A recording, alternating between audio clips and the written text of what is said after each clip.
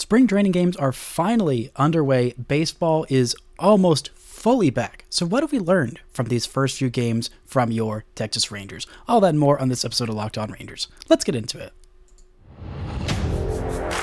You are Locked On Rangers, your daily Texas Rangers podcast. Part of the Locked On Podcast Network, your team every day.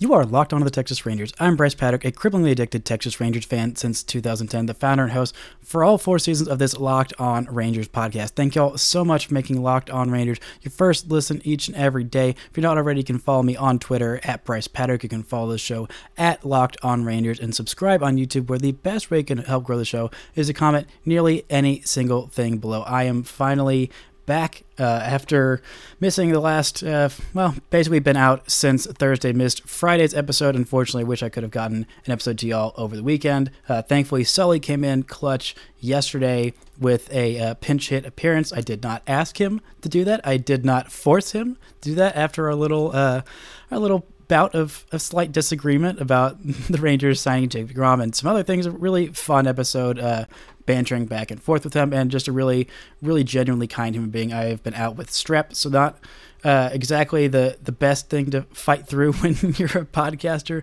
Does make things a little bit harder. Mostly feeling better. If you'll notice, my voice still sounds like utter total garbage. We're playing hurt, not injured, so we will try and get through this as best we can. Episodes might be a little shorter till we are fully back, but we're on the mend. Things are looking good. Baseball is back. The sun is out. The sky is shining. And Jack Leiter and Kumar Rocker are pitching today. Now, let's take a look at what has happened so far. Of course, where do we start with anything else but a deGrom rating? We're just going to go ahead and get right out there. We are deGrom 5. In case you have missed this is our deGrom system of how worried we are about Jacob deGrom, his health, and yada, yada, yada. We are at the lowest level of deGrom preparedness. He threw his second bullpen on Sunday. Bruce Bochy said that he looked good. Mitch Garver was the one who was catching him. We'll have more on Mitch Garver later, who has been having a pretty nice spring, and it was good for him.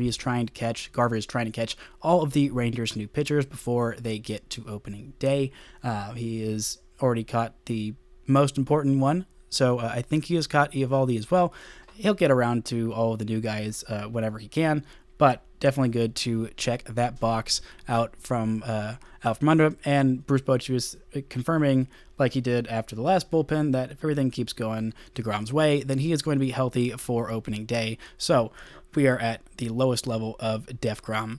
Might stop doing these for a little while there's no updates.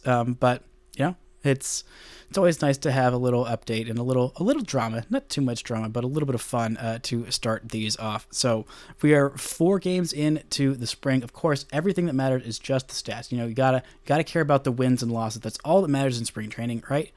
Well, no. There's a lot of things that matter in spring training, and eventually, after I want to talk to a bunch of the more seasoned, veteran, grizzled beat writers who have a better perspective of what they watch for in spring training, and do a whole episode basically just on that, probably sometime this week.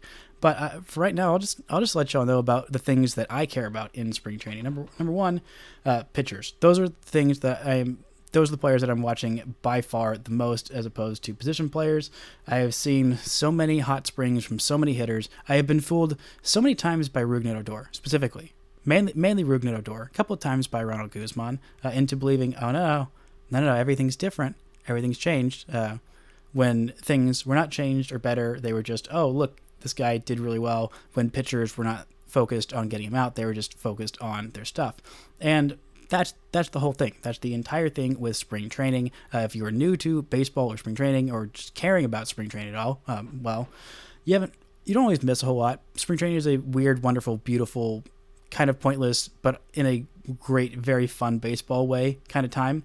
And it's hard to figure out what exactly matters. But the main thing for me I'm looking for is velocity on pitchers. That is what I'm worried about. That is the thing that I care a lot about. It is something that is very important, and something that is, a metric that you can pretty clearly track. It's not always the easiest to get pitcher velocity readings of how fast they're throwing, and the scoreboard doesn't always do the best, and the apps and the broadcasters aren't always the best about it, but whenever you can find some information on it, those are the things that I kind of latch onto, sink my teeth into. Not that every single pitcher needs to be throwing full gas from the very start, but just seeing where they're at, especially one guy in particular was Nathan Eovaldi. His velocity has looked good in his first start. He looked really, really solid. He started the second game that the Rangers had this spring. He went 2 perfect innings, didn't allow any base runners at all, and struck out 4. The curveball looked fantastic. It was working well off of his fastball, which I believe was in touching around 98, might have even hit 99, but the upper 90s, that was looking good. That was one of the things that I was concerned about Eovaldi last year. Towards the end of the year, his velocity fell off when he was in his season where he finished 4th in Cy Young voting in 2021. His fastball velocity was 97 miles an hour. Last year, it dropped all the way to 96. It really fell off towards the end of the season. It was much higher early on, and then was around 94-ish was where it was sitting towards the end of the season when he was having his struggles and getting hit really, really hard. So if he can get back to more of what he looked like in 2021 with that velocity, playing very, very well with his splitter, which I believe is his best pitch. The curveball hasn't been, his best pitch has been fine, but if the curveball can be even more effective, the Rangers have found something that they have tweaked with that. Granted, it's literally 1 spring start, 2 innings, but I'm really, really focused on Nate Eovaldi. I think he has by far the most variability of anyone in this Rangers lineup in this pitching rotation in terms of just what could go right and what could go wrong with him if healthy. Obviously, there's questions about the health of pretty much everyone here, because they're pitchers, and that's just the way the cookie crumbles. But Nate Eovaldi has the highest ceiling he has had. Martin Perez, I think they're pretty comparable seasons, but it depends on what you value. But Nathan Eovaldi's 2021 season was about as good as anybody outside of Jacob deGrom in this rotation has had. He finished 4th in Cy Young voting. He got an all-star selection. He finished 15th in MVP voting, 195 Ks and 182 and a third innings. His health is obviously going to be a big important factor. The Rangers are caring a lot about that. I think right now he would be my favorite to win the number 2 job out of camp behind Jacob deGrom. And he's got a really, really high ceiling. I think Martin Perez had a fantastic year, and again, I'm thinking a lot of these calculations on him are pretty low on him, but I think Eovaldi's ceiling with the strikeouts and also being better about not walking guys, which Martin is, funny enough, projected to have the most walks per 9 of anybody in the Rangers starting rotation at 3.1, according to Fangraphs. It's awesome that is the most walking pitcher in this rotation, is 3.1 walks per 9. That's awesome, and that is a great, great sign about what the Rangers are prioritizing. Coming up, we're going to get to a little bit more about Martin Perez, his first start, and what the World Baseball Classic is going to look like for him. But first, this episode is brought to you by Built Bar. If you're looking for a delicious treat, but you don't want all the fat and calories, you've got to try yourself a Built Bar. We just got through the holidays. We were heading into spring, and, if you're trying to get that spring break bod or that summer bod, then, you want to eat healthy. You want to eat right and continue all of those things that you were doing with your New Year's resolutions. And Built Bars are a fantastic way to do that. They are so delicious, but they're also good for you. So you will feel like you are indulging yourself, but you're really just eating healthy. And it still tastes good. They've got all kinds of different flavors like churro, peanut butter, brownie, coconut, almond, and no longer do you have to wait online. Go online to built.com and check yourself out a box and wait for the box to ship to you. You can do that. I mean, you're perfectly welcome to. I still do every once in a while, but you can also go pick them up at your local Walmart or Sam's Club. Go get yourself a box there. You have got to try yourself these Built Bars. You'll thank me later. Now, let's take a look at Martin Perez. He started on, I believe it was Monday. He went 3 innings. Yeah.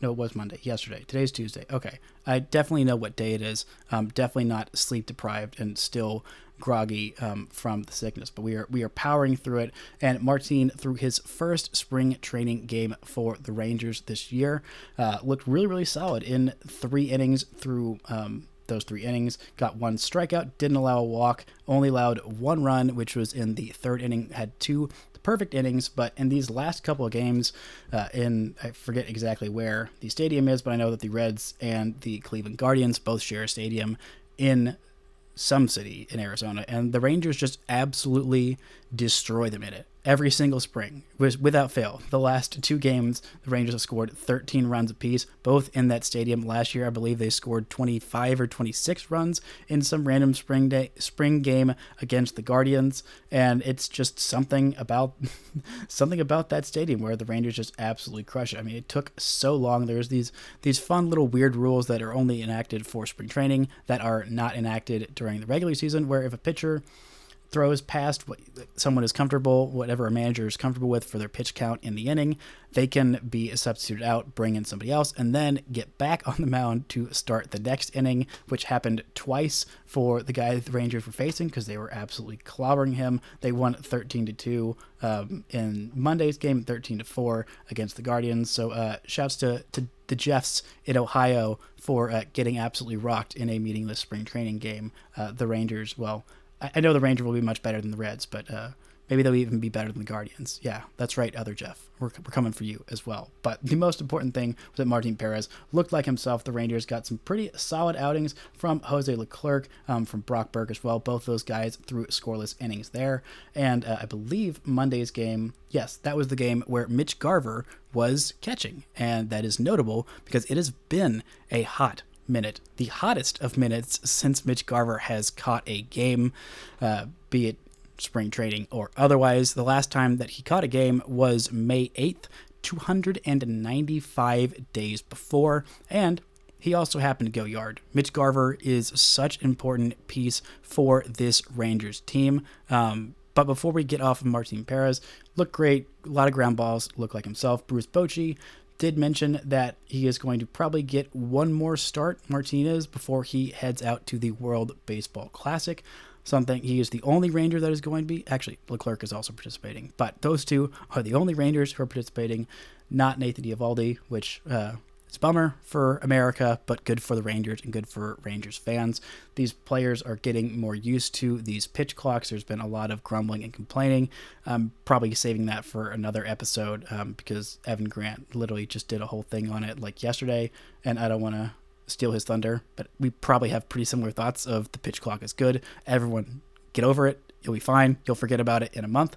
But Martin Perez is the only starting pitcher who is going to be pitching for anyone on the Rangers in the World Baseball Classic. So he'll get 1 more start. The World Baseball Classic is a week long. I am very excited about it. You probably should be too, because it will break up the monotony of spring training. We are about to, in a week, maybe 2, we're going to hit that point where we're like, okay, spring is fun. I'm ready for some real baseball with some real stakes, and the World Baseball Classic can absolutely give us that. And I think Martin Perez is going to be fantastic there, and see him pitch for his nation of Venezuela, who has traditionally been not super great in these tournaments, has always been very stacked with talent. This year is absolutely no different. They have an incredibly talented infield. They have Jose Altuve. They have Andres Jimenez. They have Luis Arias. They have a lot of really good hitters and pitchers. And I'm excited to see Martin go out there and absolutely shove and show everyone last year was not an aberration. This is the new Martin Perez, and I'm excited about that. But Mitch Garver caught a game, hit a homer, has been really exciting this spring. He has talked about feeling good and being healthy, and obviously that was always the big question with Mitch Garver coming in. That was the question when the Rangers made a trade for him. They traded Isaiah Kiner-Falefa, and they also traded, I believe it was Ronnie Enriquez for him. And my thought at the time was, this is a gamble, but this is absolutely a worthy gamble. IKF, who is now a New York Yankee, who is not the ex-Rangers shortstop who I thought was going to be the New York Yankees 2023 shortstop. I thought that was going to be Elvis Andrus many years ago, but here we are. That's where we are. But Mitch Garver, obviously, the health has always been the concern, and when the Rangers got him last year, he was already hurt. He had a flexor tendon issue that did not come up in the medical or was just fine enough in the medical when the Rangers traded for him, and he was only able to catch until May 8th. He did not really look like himself. In the month of May, he was incredibly hot, had an OPS, I believe, in the 900s for that month, where he was just DHing, only had a .4 WAR last year. The month of May, he had 13 games, a 1,006 OPS, 4 home runs in 13 games, 55 plate appearances. Other than that, his OPS was below 600 in every month except for July, a 748 OPS in 35 plate appearances. But we got to see the stepping up of Jonah Heim last year. I think that splitting these two kind of around down the middle as much as you can in terms of their catching duties, getting Mitch Garver in there as a DH as much as you can, is going to be a really, really big deal. Tim Kalishaw and I think a couple other people talked about the Rangers' top 4. Bruce Bochy had a quote about the top 4 in his lineup being something that he hasn't had before, something that he didn't have with the Giants, which I totally agree. This is a much better, much deeper lineup, I think, than any of those World Series teams with the Giants, which is insane to say.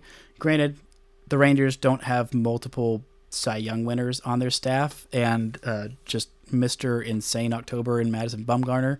They do still have that Bruce Bochy magic. So, but I think that the top 4 was obviously talking about the Rangers' 3 infielders in Nathaniel Lowe, Marcus Semien, Corey Seager, and number 4 was Adolis Garcia. But I think at some point, Mitch Garver is going to take over into that cleanup role or in the number 5 hole and show that he is one of those big, huge bats that the Rangers can count on. Obviously, it is all about his health.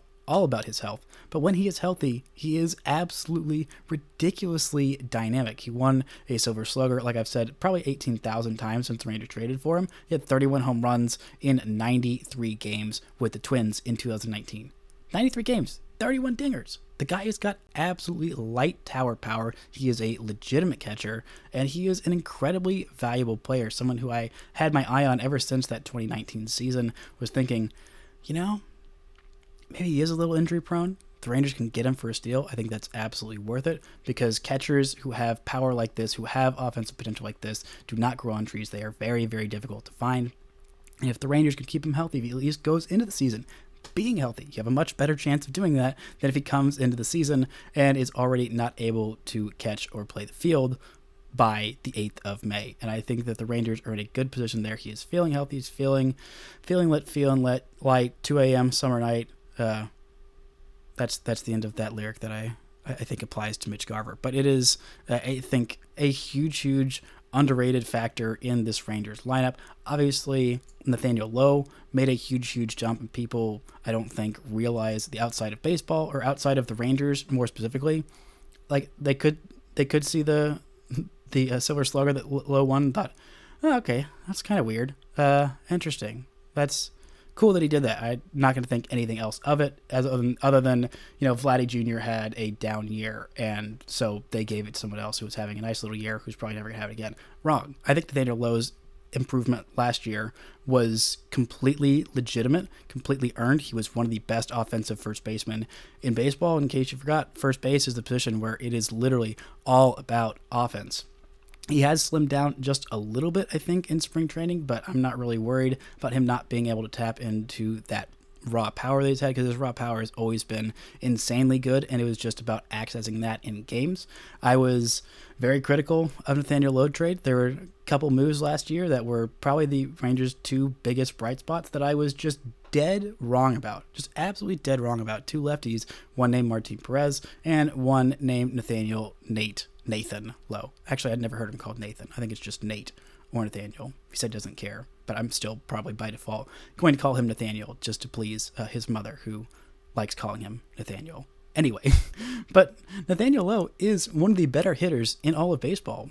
He really is. And it was not some little fluky thing last year that, oh, he just had a nice little season. Oh, he was, protected by Marcus Semien and Corey Seager. And I think that definitely helped.